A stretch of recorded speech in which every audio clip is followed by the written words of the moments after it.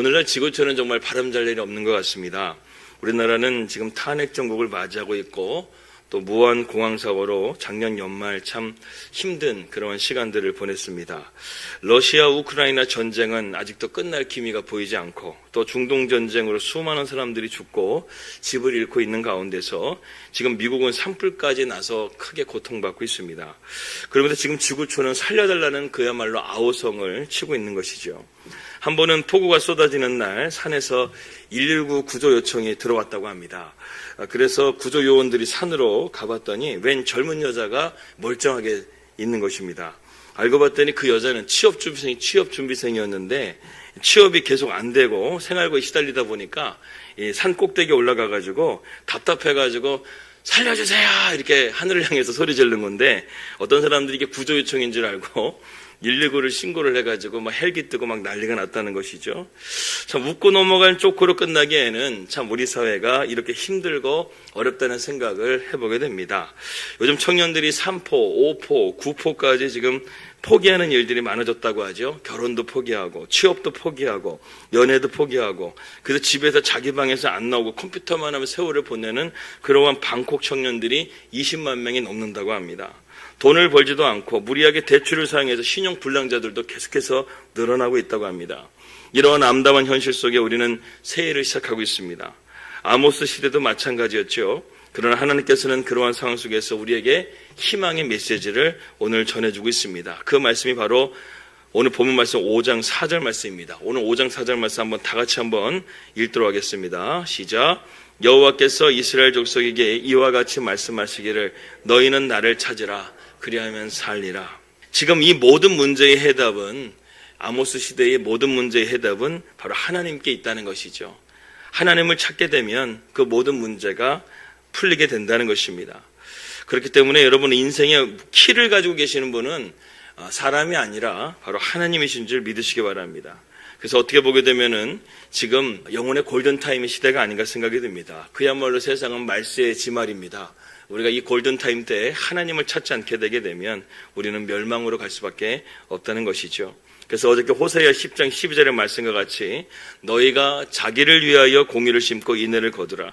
너희 묵은 땅을 기경하라. 지금이 곧 여호와를 찾을 때니 마침내 여호와께서 오사 공의를 비처럼 너희에게 내시리라. 지금이 곧 하나님을 찾을 때라고 호세아 선지자는 말하고 있습니다. 지금이 그때입니다. 영혼의 골든타임입니다. 여러분들 이 특세기간을 통해서 정말 하나님을 찾고 하나님을 만날 수 있는 저와 여러분들이 되시기를 바랍니다. 오늘 본문을 보게 되면 이 북이스라엘이 하나님을 떠나서 절망의 구렁텅이 가운데 있는 상황을 애가로 지은 것입니다. 여러분 애가라는 것은 무엇이죠? 슬픈 노래입니다. 절망 가운데 부르는 노래라는 것이죠.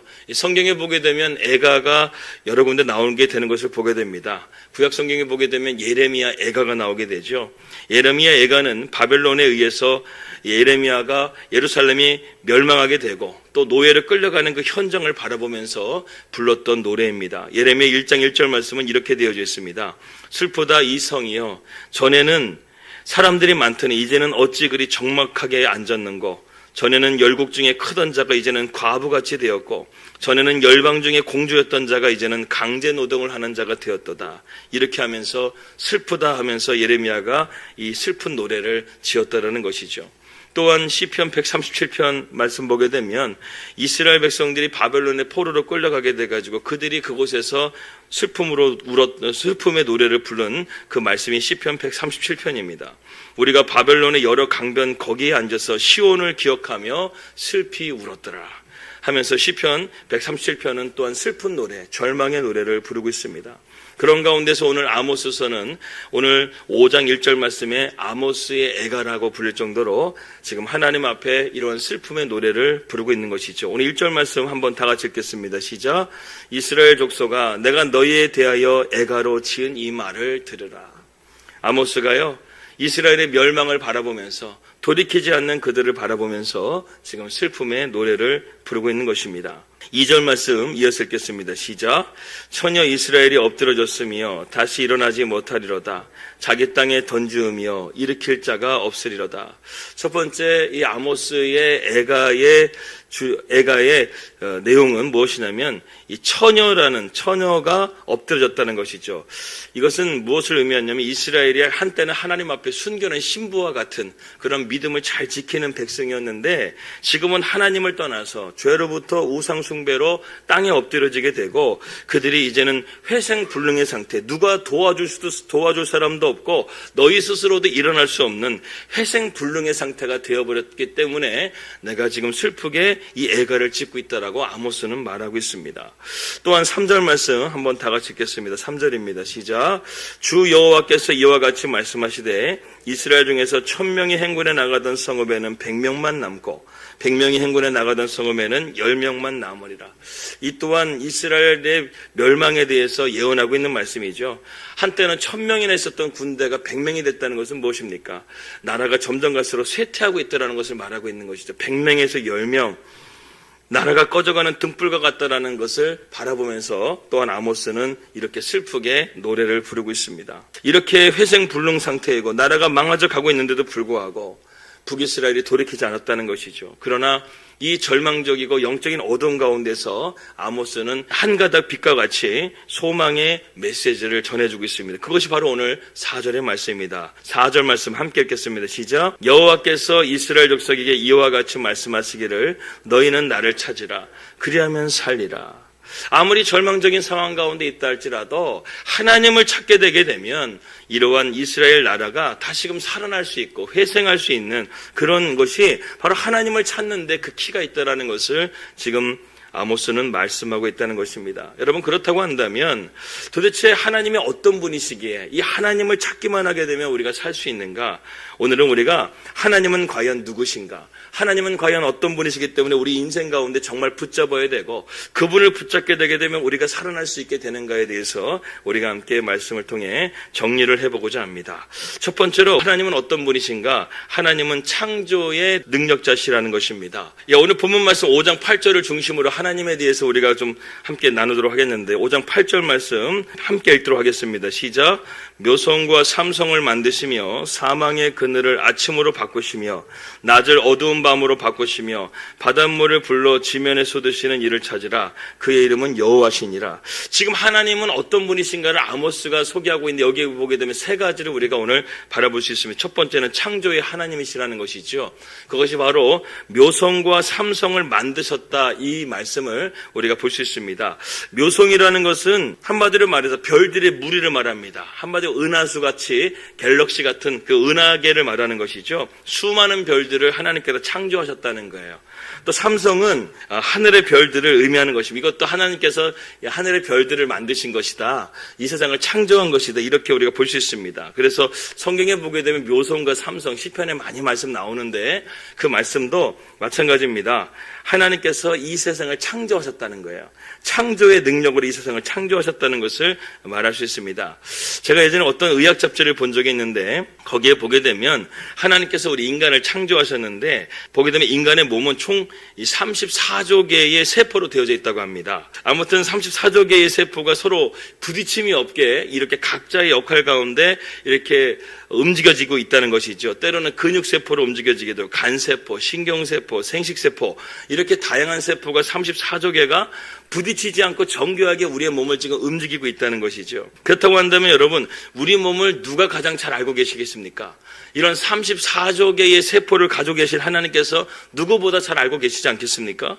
그런 하나님이 우리를 창조하셨다는 것이죠. 여러분, 그렇기 때문에 우리가 몸이 아프고 또 우리가 질병 가운데 있었을 때 물론 의사를 찾아가는 것도 물론 맞는 말이지만 우리가 질병 가운데 있을 때 몸이 아플 때는 누구를 찾아야 되냐면 우리 몸을 창조하신 하나님을 찾아야 된다는 것이죠. 예전에 그 장규로 박사님이 이런 말씀을 하셨다고 하더라고요. 우리 몸의 병을 의사는 20%밖에 못 고친다는 거예요. 의사는요, 우리 몸의 병을 20%밖에 못 고치는데 하나님은 우리의 몸의 100%를 고치실 수 있는 하나님이시라는 것입니다. 왜냐하면 34조 개의 세포를 만드신 하나님께서 우리 몸을 너무나 잘 알고 계시죠. 세포 하나까지도 다 알고 계시는 하나님이신데 우리 몸의 그러한 모든 질병들을 다 치유하지 않겠습니까? 그렇기 때문에 여러분, 우리가 의사도 물론 약이나 수술도 우리는 필요하지만 그것은 도구일 뿐이지만 우리의 몸의 진정한 치유자가 되시는 분은 하나님이신 줄 알고 우리가 아플 때나 또 어떤 일이 있다 할지라도 하나님을 간절하게 찾을 수 있는 저와 여러분들이 되시기를 주님의 이름으로 기도합니다. 그렇기 때문에 여러분, 의사는 20%밖에 우리의 병을 치유하지 못한다고 하잖아요. 그래서 때로는 어떤 병원에서 보게 되면 이 환자는 이제 말기 암에 걸리게 되면 더 이상 의사가 치료 방법이 없습니다. 그러면 절망하지 마세요. 그런 말을 듣는다 할지라도 의사는 20%밖에 못 고치기 때문에 그렇게 말하는 것 뿐이에요. 의사는 고칠 수 있는 것이 그렇게 많지 않습니다. 그러나 하나님은 우리의 모든 질병을 다 알고 계시고 고칠 수 있는 분이시기 때문에 의사가 그렇게 말한다 할지라도 최후의 수단은 하나님 앞에 나오는 것입니다. 그러면 하나님께서 우리의 모든 질병들을 다 치유하시고 고치시는 하나님이신 줄 여러분 믿으시기 바라겠습니다. 이처럼 하나님은 창조의 능력자가 되셔서 우리의 삶 가운데 이러한 것들을 만드시고 또 고치시고 또 새롭게 하시는 분이시라는 것이죠. 두 번째, 하나님은 어떤 분이신가? 하나님은 우리 인생의 모든 만물의 주관자가 되십니다. 한번 따라해 볼까요? 모든 만물의 주관자이시다.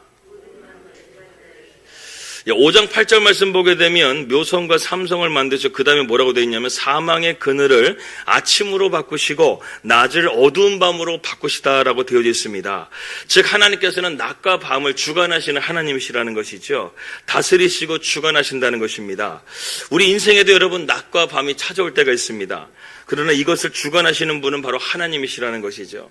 오늘 본문을 보게 되면 마치 깊은 밤이 찾아온 것 같습니다. 1000명이 100명이 되고 100명이 10명이 되고 처녀 이스라엘은 다시금 회생불능의 상태가 되고 그야말로 영적인 어둠 가운데 있다라는 것이죠. 그러나 아모스 선지자는 소개하고 있습니다. 아무리 우리가 어둠 가운데 있다 할지라도 하나님을 찾게 되게 되면 우리의 인생은 밤에서 낮으로 바뀔 수가 있다라는 것입니다. 하나님은 밤을 낮으로 바꾸시고 또한 낮을 또한 밤으로 바꾸실 수 있는 분이 하나님이시라는 것이죠. 그래서 여러분 전도서 7장 14절 말씀 보게 되면 이런 말씀이 있습니다. 형통한 날에는 기뻐하고 곤고한 날에는 되돌아보아라. 이 두 가지를 하나님이 병행하게 하사 사람이 그의 장래일을 능히 헤아리지 알지 못하게 하셨느니라, 이렇게 말씀하고 있습니다. 우리의 인생의 낮과 밤을 주관하시는 분이 하나님이시라는 것이죠. 그래서 우리 인생 가운데는 형통한 날도 있고 곤고한 날도 있는 것입니다. 그런데 이것을 하나님은 병행하게 하셔서 우리로 하여금 교만하지 않게 때로는 어둠을 주시기도 하시고 또 때로 밤을 주시기도 하시고 때로는 우리가 하나님 앞에 낮과 같이 형통한 날을 주시기도 하신다는 것이죠. 그렇기 때문에 여러분 올해도 우리의 삶을 주관하시는 하나님을 간절하게 붙드시기를 바라겠습니다. 내 삶이 곤고한 가운데 있다고 한다면 그것을 바꾸실 이도 하나님이시고 형통한 가운데 있다고 한다면 내가 교만하거나 하나님을 멀리하게 되게 되면 곤고함을 통해서 다시금 나를 하나님께로 인도하시고 빛으로 인도하실 분도 바로 우리 하나님이시라는 것입니다. 그래서 예레미야 29장 11절 말씀 보게 되면 하나님께서 우리를 향한 계획이 재앙이 아니라 평안이고 우리 장래의 소망을 주려 하신다는 것을 우리에게 말씀하고 있다는 것이죠. 분명한 것은 이것입니다. 하나님은 우리를 향해 항상 선하신 계획을 가지고 계신다는 것입니다. 그분에게는 항상 선하시고 우리가 그분을 믿고 믿음으로 나가게 되면 하나님은 항상 우리의 목자가 되셔서 좋은 길로 쉴만한 물가로 인도하신다는 것이죠. 어느 집사님의 간증입니다. 결혼한 지 1년밖에 안 됐는데 그 당시에 IMF가 터져서 회사도 망하고 또 집도 차압이 잡혀가지고 나가야 될 상황이 되었다는 것입니다.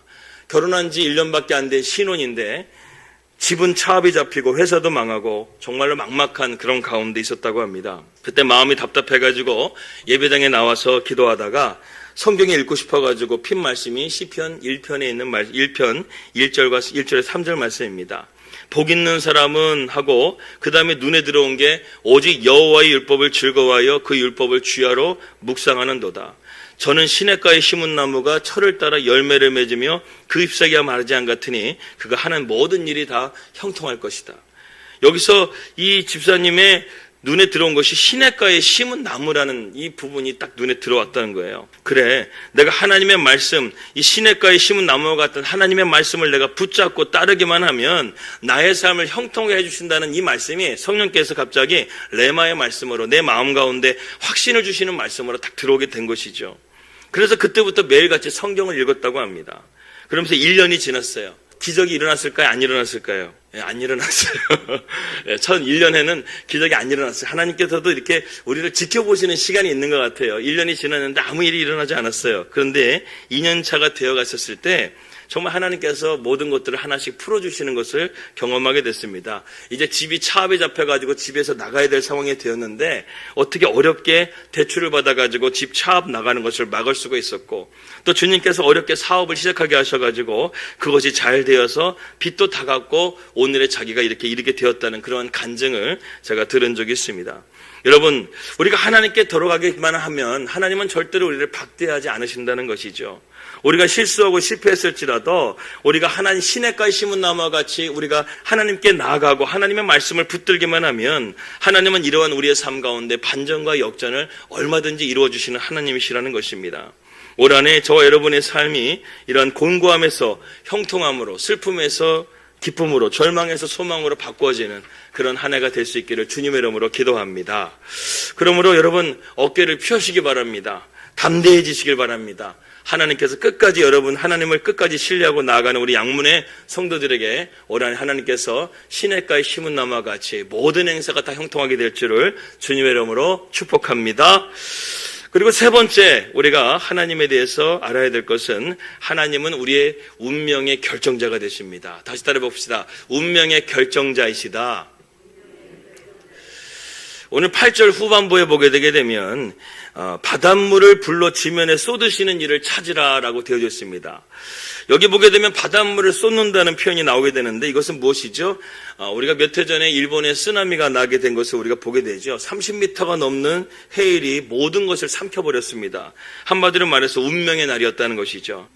북이스라엘도 마찬가지입니다. 하나님께서 이제 심판의 그 진노를 이제 마치 물 붓듯이 쏟아 부으시려고 지금 하는 상황 가운데 있다는 것이죠.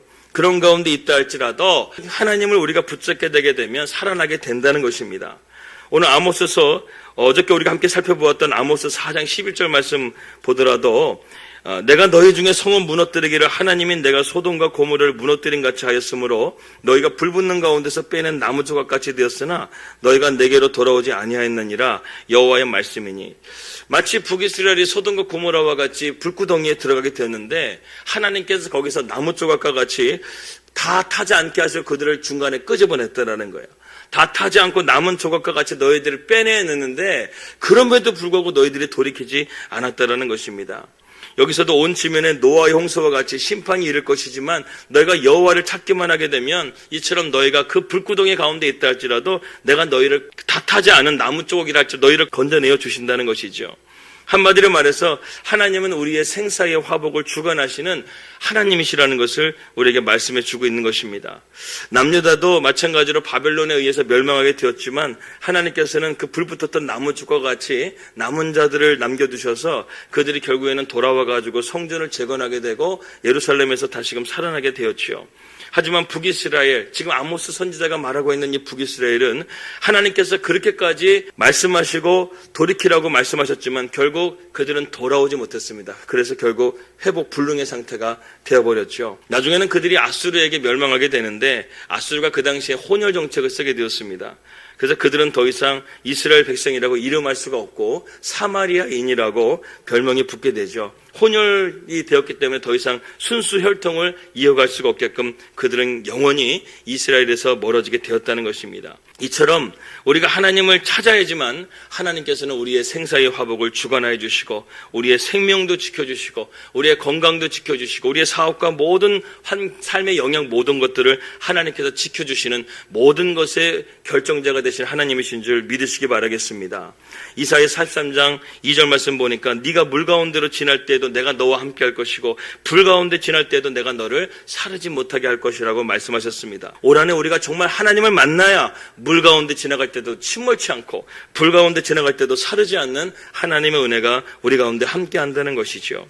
그렇기 때문에 여러분 여호와를 간절하게 찾길 바랍니다. 오늘 6절 말씀과 같이 우리 본문 말씀 6절 말씀 한번 다 같이 한번 읽겠습니다. 시작. 너희는 여호와를 찾으라.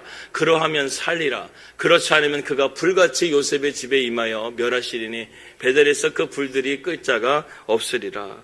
여러분 여호와를 찾아야지만 우리는 이 멸망 가운데서 망하는 인생 가운데서 우리는 다시금 살아나게 될 줄을 믿습니다. 그렇다고 한다면 하나님은 이런 분이신데 이 하나님을 도대체 우리가 어떻게 만날 수 있을까? 세 가지 팁을 여러분들에게 오늘 말씀드리고 이제 기도하려고 합니다. 첫 번째, 우리가 하나님을 만날 수 있는 방법, 첫 번째는 무엇이냐면 하나님만을 의지해야 된다는 것입니다. 다 같이 따라해 보겠습니다. 하나님만 의지하라. 5절 말씀 한번 다 같이 한번 읽어볼까요? 시작. 베델을 찾지 말며 길갈로 들어가지 말며 브엘세바로도 나아가지 말라. 길갈은 반드시 사로잡히겠고 베델은 비참하게 될 것임이니라. 여기 보게 되면 이 베델과 브엘세바와 길갈 이 세 가지 지명이 나오게 되는데 이 지명은 다 이스라엘 백성들에게 성지와도 같은 곳입니다. 베델은 아브라함이 그곳에서 하나님 앞에 처음으로 예배드리고 야곱이 돌베개 자고 꿈을 꾸었을 때 하늘의 문이 열리고 사닥다리로 천사가 오르락내락하는 하늘 문이 열렸던 곳이 바로 베델이었죠.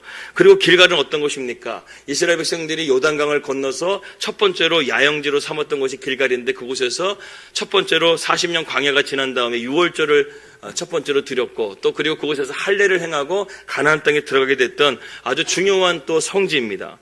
브엘세바도 마찬가지죠. 브엘세바는 아브라함과 이삭과 야곱의 삶의 터전이었습니다. 이렇게 중요한 곳인데 하나님께서 그곳을 찾지 말라고 말씀하셨다는 것이죠. 왜 찾지 말라고 말씀하셨던 것일까요? 왜냐하면 그들이 그 성지를 더럽히고 우상을 숭배했기 때문에 더 이상 그곳을 찾지 말라고 말씀하고 있는 것입니다. 하나님만 찾아야 되는데 우상을 찾게 되게 되면 더 이상 그곳은 예배당이 될 수가 없고 성지가 될 수 없다는 것이죠. 하나님만을 찾아야지만 우리는 하나님을 만날 수가 있고 하나님 앞에 우리가 복을 받는 삶이 될 수 있다는 것입니다. 여러분, 하나님은요 순전한 마음을 가진 자를 기뻐하셔요. 이번 주 우리가 12제자 중에 나다네엘에 대해서 우리가 함께 배우지 않았습니까? 주님께서 나다네엘을 뭐라고 칭찬하셨습니까? 참 이스라엘 사람이다. 너에게 거짓이 없다. 간사한 것이 없도다. 이렇게 말씀했다는 것이죠. 깨끗하고 순수한 마음을 가진 사람이 바로 나다네엘이었다는 것입니다. 그래서 여러분, 예수님께서 말씀하셨던 8복 중에 6번째 복이 무엇이죠? 마음이 청결한 자는 복이 있나니 저가 하나님을 볼 것이라고 했단 말입니다. 여러분, 올 한 해 정말 우리가 하나님을 순전하게 믿음을 통해서 여러분들이 깨끗하게 진실하게 하나님을 믿음을 통해서 하나님을 만나실 수 있는 저와 여러분들이 되시기를 주님의 이름으로 기도합니다. 두 번째는 하나님을 만날 수 있는 방법은 전심을 다해서 우리가 하나님을 찾아야 된다는 것입니다. 다시 한번 전심을 다해 찾으라. 여러분, 아까 취업준비생이 산꼭대기에 가가지고 나 좀 살려주세요 이렇게 외치니까 여러분 그래도 119 구조대원이 와서 살려주잖아요. 여러분, 하나님도 마찬가지입니다. 우리가 전심으로 하나님을 찾게 되게 되면 하나님은 우리의 기도에 응답하시고 우리를 살려주시고 우리의 삶 가운데 함께하여 주시는 줄 믿으시기 바랍니다. 예레미야 29장 13절 말씀 보게 되니까 너희가 전심으로 나를 찾고 찾으면 나를 만날 것이라고 했습니다. 한번 따라해 볼까요? 너희가 전심으로 나를 찾고 찾으면 나를 만나리라. 여러분, 우리가 기도할 때는요 이렇게 말씀을 근거를 가지고 하나님 앞에 기도하면 하나님이 꼼짝 못하십니다. 그렇기 때문에 여러분 기도할 때도 말씀을 근거로 가지고 여러분 기도하세요. 하나님, 전심으로 하나님 찾는다고 한다면 나 만나주시겠다고 하시지 않습니까? 하나님, 이 말씀 붙들고 기도하니까 나를 제발 만나주세요. 나 간절히 정말 올 한해 하나님 정말 만나고 내 삶 가운데 하나님 열려지는 하늘문이 열려지게 되고 시냇가 흰나무와 같이 모든 것이 형통한 한 해가 되고 싶습니다. 하나님을 만나게 해주십시오. 이렇게 간절하게 하나님을 찾는다고 한다면 올 한해 하나님께서 저와 여러분들을 만나 주실 것입니다. 하나님은 여러분 기모거리가 아니신데 왜 우리로 하여금 이렇게 부르짖어 찾으라고 말씀하시는 것일까요? 여러분, 하나님은요 우리가 이렇게 간절하게 찾기를 원하시는 것은 우리의 진실한 마음을 원하시기 때문에 그렇습니다. 진실한 마음으로 하나님을 간절하게 찾게 되게 되면 하나님은 우리를 만나주신다는 것이죠. 올해는 정말 여러분 하나님을 간절하게 찾는 소리가 우리 양문교회에서 크게 들릴 수 있기를 주님의 이름으로 기도합니다. 여러분들의 기도가 센 기도가 되기를 주님의 이름으로 축복합니다. 마지막 세 번째로는 하나님을 만날 수 있는 방법은 함께 따라 봅시다. 확신을 갖고 믿음으로 선포하라. 기도는요 여러분 될까 말까 이렇게 불확실하게 기도하는 것이 아니라 하나님께서 반드시 응답해 주신다는 믿음의 확신을 가지고 기도해야 된다는 것입니다. 주님께서 이렇게 약속하셨습니다. 믿음의 선포의 기도를 할 때는 이 말씀을 여러분 근거로 해서 기도하시기 바랍니다. 마가복음 16장 17절에서 18절 말씀 보게 되면 믿는 자들에게는 이런 표적이 따르리니 곧 저희가 내 이름으로 귀신을 쫓아내며 새 방언을 말하며 뱀을 집으며 무슨 독을 마실지라도 해를 받지 아니하며 병든 사람에게 손을 얹은즉 나으리라 하시니라 이렇게 말씀하셨습니다. 주님의 이름에 능력이 있다는 것이죠. 나사렛 예수 이름으로 기도하게 되면 이러한 귀신이 쫓겨나가게 되고 어떤 질병이든 손을 얹게 되면 낫게 되는 그런 역사가 있다는 것이죠. 그렇기 때문에 여러분 이 시간 가운데 친히 하나님께서 여러분들을 안수해 주시기도 하시지만 여러분들 가운데 내 안에 계신 예수의 이름으로 여러분 아픈 부위를 직접 손을 대셔가지고 그곳에다 말씀 선포하십시오. 나사렛 예수 이름 명하노니 내 안에 있는 이런 질병들이 깨끗하게 나음을 입을지어다. 이렇게 선포하게 되면 그 예수의 이름의 능력이 여러분들 가운데서 나타나게 될 줄을 믿습니다. 사도행전 3장 말씀 보게 되면 베드로가 성전 미문에 기도하러 가게 될 때 40년 된 안전뱅이가 앉아 있었습니다. 그때 베드로가 뭐라고 말합니까? 은과 금은 내게 없거니와 내게 있는 것으로 내게 주노니 곧 나사렛 예수 이름으로 일어나 걸으라 말씀했을 때에 이 누가는 의사잖아요. 참 이렇게 의사적으로 표현합니다. 오른손을 잡아 일으키니 발과 발목에 곧 힘을 얻고 뛰어 서서 걸으며 성전으로 들어가서 하나님을 찬미했다 그랬습니다. 여러분 베드로에게만 나사렛 예수의 이름이 능력을 주신 것이 아니라 오늘 마가복음 16장 말씀과 같이 믿는 자들에게 이러한 표적을 다 주시겠다는 거예요. 예수 이름의 능력이 우리 모두에게 있는 줄 믿습니다. 나사렛 예수 이름으로 여러분들 선포하시고 기도하게 될 때 올 한해 여러분들 가운데 모든 막혀진 것들이 뚫려지게 되고 사탄의 역사가 떠나가게 되고 모든 질병들도 치유가 될 줄 믿습니다.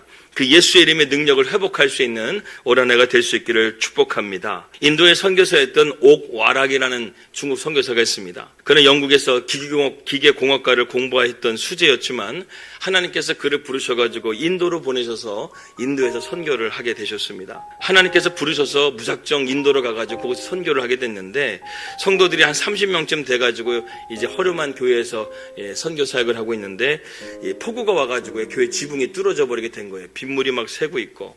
그런데 교회에 재정이 없었습니다. 그렇게 해가지고 한참을 고민하고 있는데 성령께서 이런 감동을 주시는 거예요. 고민하지 말고 너와 함께 하시는 하나님 능력의 하나님 아니냐. 그 하나님 붙잡고 기도하라는 그런 감동을 주셔가지고 그때부터 염려하지 않고 걱정하지 않고 하나님 앞에 엎드려 기도하기 시작했다는 거예요. 그랬더니 기도했더니 하나님께서 또 이런 재정을 채워주셔가지고 예배당 그 지붕을 수리하게 되고 또 여러 가지 또 교회에 여러 가지 문제들이 있지 않습니까? 그 문제들을 하나님 앞에 기도했더니 또 그 문제들이 풀어지고 기도했더니 풀어지고 이렇게 하다 보니까 이 선교사님이 하나님께 기도했더니 이렇게 응답이 되는 것을 통해서 이거 하나의 어떤 하나님 앞에 찬양을 드렸으면 좋겠다는 생각이 들어가지고 이 찬양의 가사를 쓰게 되었는데 그 찬양의 가사가 바로 피난처 되시는 주 예수라는 찬양입니다. 우리가 함께 이 시간 부를 찬양인데 그 가사의 원래 제목이 이렇게 되어져 있습니다. 내가 기도할 때마다 당신의 손이 움직입니다. 내가 기도할 때 하늘문이 열려집니다. 내가 기도할 때 큰 산이 옮겨지고 길이 닦아지고 열방이 당신에게로 돌아옵니다. 나는 약하지만 하나님 당신은 강하십니다. 당신은 나의 힘이십니다. 당신은 나의 승리자이십니다. 이것이 바로 이 옥와락 선교사님이 인도 선교를 하게 되면서 하나님께서 자신에게 해주셨던 은혜들을 생각하면서 내가 기도할 때마다 하나님이 손이 움직이시고 내가 기도할 때마다 하늘의 손이 열려지게 되고 또한 내가 기도할 때마다 산이 옮겨지고 길이 닦여지게 되고 모든 것이 하나님께서 이루어주시는 은혜를 경험하게 되었다는 것이죠. 여러분 올 한해 여러분들의 기도회가 이런 능력이 있는 기도가 되기 바랍니다. 우리 양문교회도 기도할 때마다 하나님께서 어려움도 또 뚫어내게 해주시고 또 그리고 우리 앞에 주어지는 하나님의 사명도 온전하게 감당하게 될 줄을 믿습니다. 여러분들의 삶도 마찬가지입니다. 하나님의 손이 여러분들 기도할 때 함께 하셔서 모든 막혀진 것들이 열려지게 되고 가정의 문제든 직장의 문제든 사업이든 어떤 문제든 이 나라의 문제든 어떤 문제든 하나님께서 열어주실 줄을 믿습니다. 그렇기 때문에 여러분 우리 기도합시다. 이 특별 새벽 기도에만 여러분들 기도하는 것이 아니라 여러분들의 인생 가운데 문제가 있고 또 여러분들의 인생을 놓고 하나님 앞에 기도함을 통해서 정말 아까 제가 말씀드렸다시피 시냇가에 심은 나무와 같이 여러분들의 인생의 모든 것에 다 형통하게 되는 그런 하나님의 은혜가 있기를 주님의 이름으로 축복합니다. 우리 함께 시간 가운데 우리 찬양을 함께 부르도록 하겠습니다. 피난처 되시는 주 예수, 우리 반주에 맞춰서 함께 찬양하겠습니다.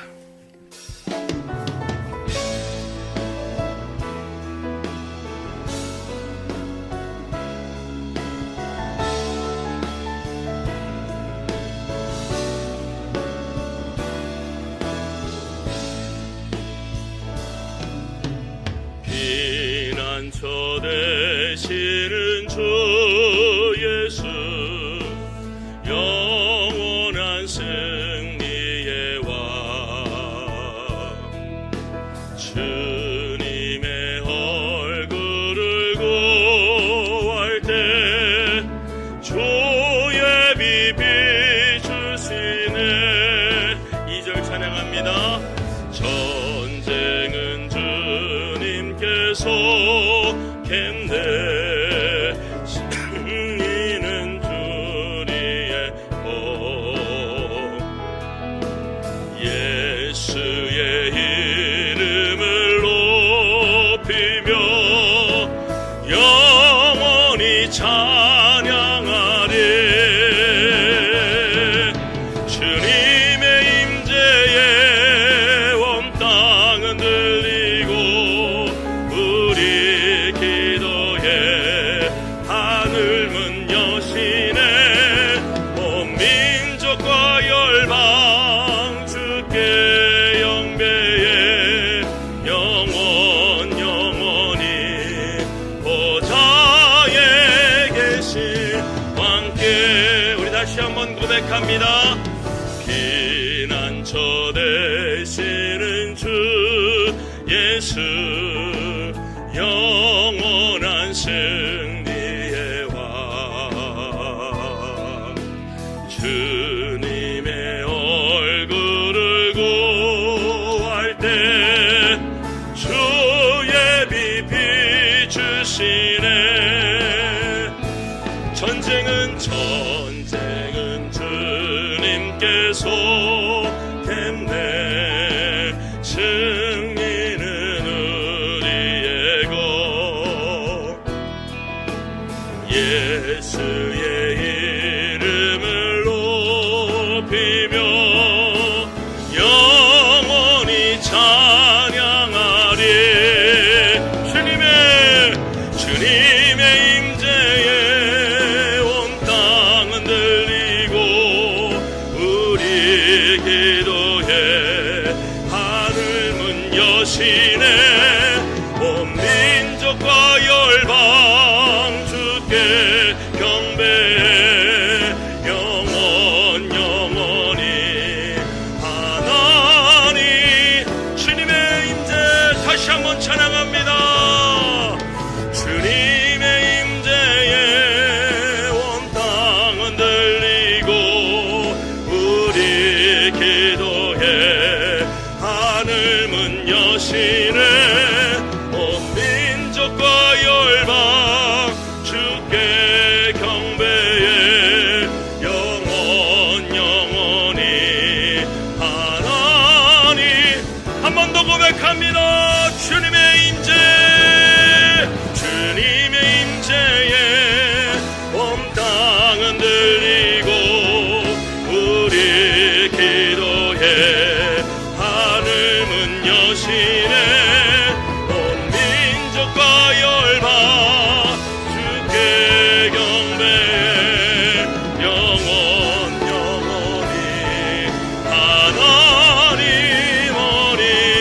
하나님 어린 양께 우리 마지막으로 고백합니다. 하나님 어린 양께 하나님 어린 양께